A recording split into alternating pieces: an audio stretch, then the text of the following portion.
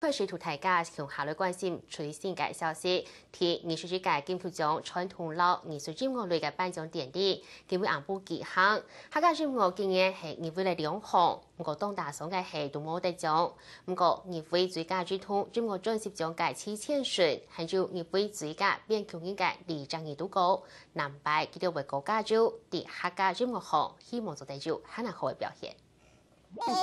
講到做。就頭殼講到食，伊就撞。哎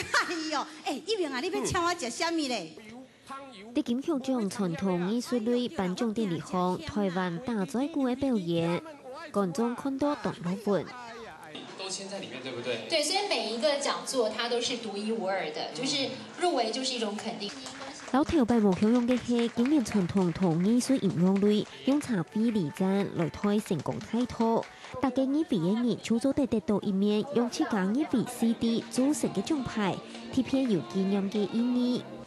用團團語言來組合專輯，以為最佳兒童音樂專輯獎嘅詞前書，能夠用藝術一條高位，詮釋客人港土文化，以為最佳編劇人獎嘅李讚義。雖然今年出冇得獎，唔過佢都表示，未來會更加用心地製作客家音樂。不管是任何的語言跟文化，其實我們都要把它保留下來，因為在台灣這個多元的社會裡面，其實